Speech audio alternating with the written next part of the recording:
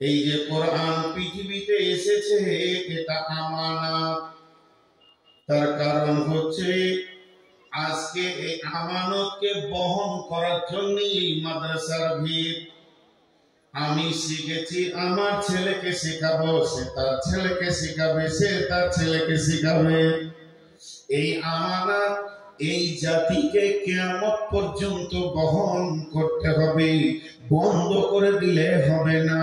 একটা চিঠি যখন পোস্টে ছেড়ে দেওয়া হয়, যতক্ষণ পর্যন্ত সেই চিঠির মালিকের প্রাপকের কাছে না পৌঁছায়, ততক্ষণ পর্যন্ত পোস্ট অফিসওয়ালারা আমানত বহন করে। তেমনি কোরআন হলো আমানত, দ্বীন ইসলাম আমানত। আমার কাছে দ্বীনের জ্ঞান আছে, ইসলামের জ্ঞান আছে, হালালের জ্ঞান আছে, হারামের জ্ঞান আছে। অতএব এই জ্ঞানটা যার কাছে নাই তার কাছে আমাকে পৌঁছে দিতে হবে। বাল্লিগো আন্নি ওয়ালাউ আয়া। নবীজি বলছেন, যদিও তুমি একটি আয়াত জানো, সেটাকে তুমি আরেকজনের কাছে ট্রান্সফার করে দাও। যদি তুমি না দাও, আমানতের খিয়ানতি করলে, আমানতের খিয়ানতি করলে যে গুনাহ হবে তোমার সেই গুনাহ হবে। দুটা তো সহজ করে বুঝিয়ে দিলাম। নাম্বার 3,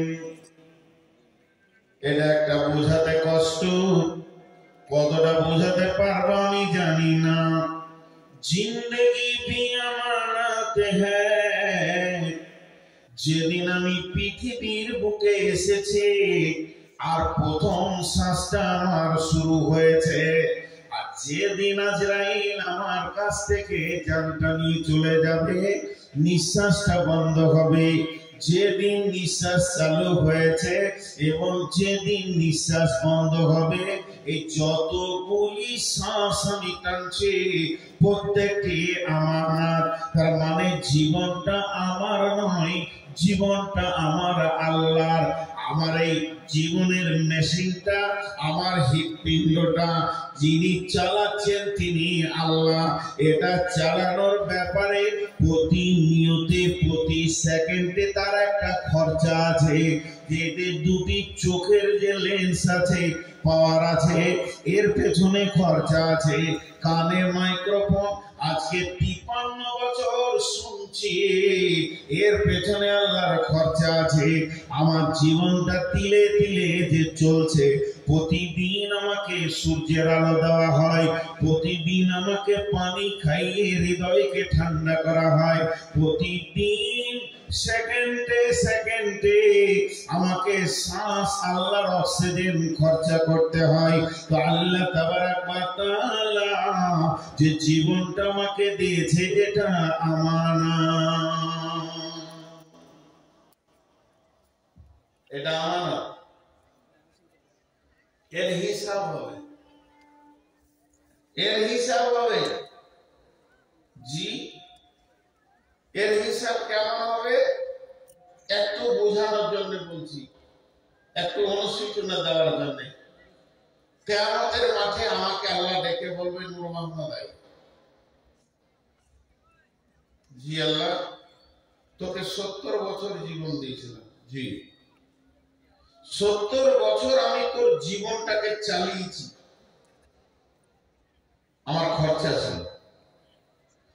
তো প্রতিটি বছরে 12টা মাস, প্রতিটি মাসে 30টা দিন, প্রতিটি দিনে 24টা ঘন্টা, প্রতিটি ঘন্টায় 60টা মিনিট, প্রতিটি মিনিটে 60টা সেকেন্ড। টোটাল তুই কত কোটি সেকেন্ড পৃথিবীতে ছিলি, এগুলো কিভাবে খরচা করেছিস বল? এগুলো কিভাবে খরচা করেছিস বল?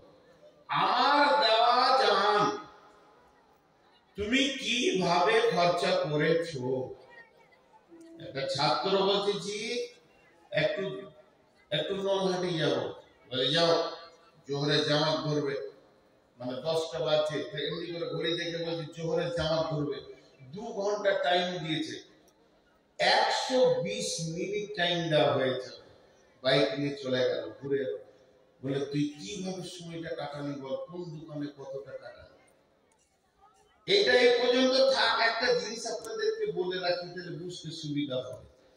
কেন কেন কেউ কেন বলে একটা শব্দ আছে, এটা প্রশ্ন।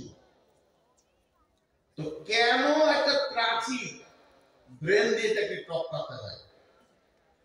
যারা ল নিয়ে পড়াশোনা করে, ডিটেকটিভের পড়াশোনা করে, যারা তর্কবিদ্যা পড়াশোনা করে, তাদের এই কেন আগার নাগার লেকিন এই শব্দগুলো বেশি আছে। তো এই মাদ্রাসার আমি প্রধান শিক্ষক। একটা ছেলে 2 দিন কামাই করেছে, তোকে বললাম তুই কামাই করলি না? বলছি জি, আব্বার অসুখ হয়ে গেছিল। অথচ ওর আব্বার অসুখ হয়নি, মিথ্যা কথা বলল। তোর আব্বার সঙ্গে তেমন অনেক দেখা হতো? বলে না, সেই দিনই উঠেছে।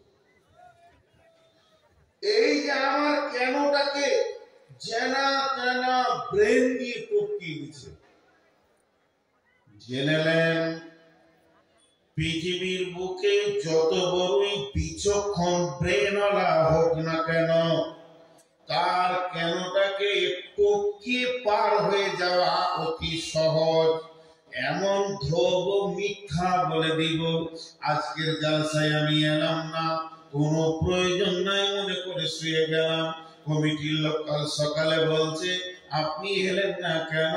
মিথ্যা করে বলে দিলাম আমার অমুক মারা গেছে, হালাকে কেউই আমার মরেনি। এরা বুঝে নিল আমার দোষ ত্রুটি চাপা পড়ে গেল।